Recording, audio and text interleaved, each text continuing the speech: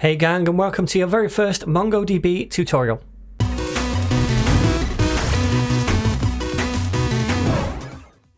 Alright then gang, so before anything else, let's quickly talk about what MongoDB is. Now I'm guessing if you're watching this tutorial and you want to learn how to use MongoDB, then you probably already know that it's a database, something that we use to store data in, whether that be user data for your website or blog data for a blog site or something else entirely. But I want to dig a little bit deeper and talk about the type of database that MongoDB is and what makes it different from other databases. So first of all, MongoDB is what's known as a NoSQL database, meaning that we don't use SQL commands to interact with it. So one such SQL database, which you've probably heard of, is MySQL.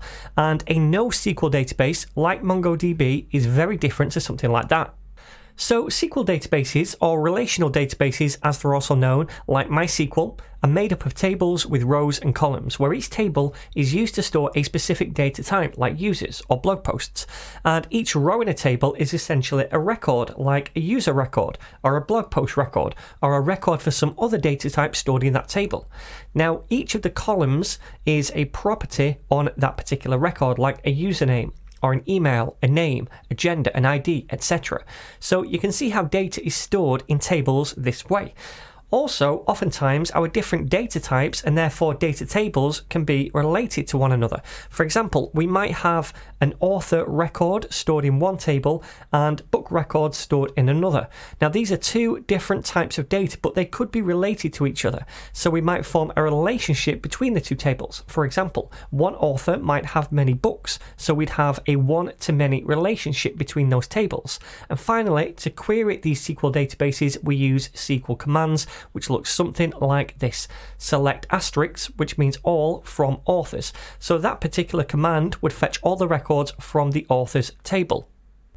Now, a NoSQL database like MongoDB is very different from a SQL database because instead of tables, columns and rows, it uses what's known as collections and documents. So this time, each collection in a NoSQL database would store a specific type of data records like users, authors or books or blog posts or something else entirely. And in NoSQL terminology, these records inside collections are called documents, and they look very much like JSON objects with key value pairs, and this structure can have a few benefits over using tables, rows and columns. Firstly, it's much easier to work with this if you're used to something like JavaScript, because documents in MongoDB are very much like JSON or JavaScript objects. Secondly, it allows us to store nested documents within a document. For example, a document in the books collection could have an author property, and the author property could be a document in itself, which has a first name property, a last name property, and an age property. So this would be an alternative to the approach of using two different tables in a SQL database to store those two data types separately. But you could also have two separate collections for those data types in MongoDB too, if you preferred. But we get this option of nested documents, which is sometimes a better option, and it allows the structure of our data to be a little bit more flexible. And also, depending on your own coding background, querying a NoSQL database could be easier too, and that's especially the case with MongoDB, which makes it really easy to use simple methods to write and read data to and from the database. And on top of that, it's got a really good high-speed performance, so it's really quick to make and handle those queries. So, in this series, you're going to learn how to use MongoDB from complete scratch. I'm going to show you how to install it on your computer locally and interact with it using the MongoDB shell and a GUI called MongoDB Compass. And to begin with, we'll use those tools to learn all the basics, like how to save data to collections, retrieve data, update it, and delete it. I'm also going to dive a bit deeper into concepts such as filtering data, sorting data, and making more complex queries. And then after that, we'll be using what we've learned to make a simple Node API, which interacts with MongoDB to perform all of those CRUD operations, creating data, reading data, updating data, and deleting data. And we'll test those API endpoints that we make using a free tool called Postman to make sure everything works as it should. And then finally, I'll show you how to set up a hosted database online using a service called MongoDB Atlas, so that we can hook our Node API up to that instead. So there's loads and loads to learn and practice, and hopefully it's going to be pretty fun as well. Now, before you go jumping into the rest of the course, I would strongly advise at this point that you already have a basic understanding of a programming language and ideally JSON.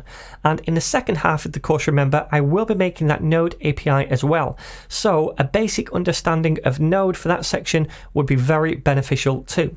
Now, if you want to learn those things first, which I do recommend doing, then definitely check out my Modern JavaScript course and also my Node Crash course. The links to both of those series are going to be down below the video.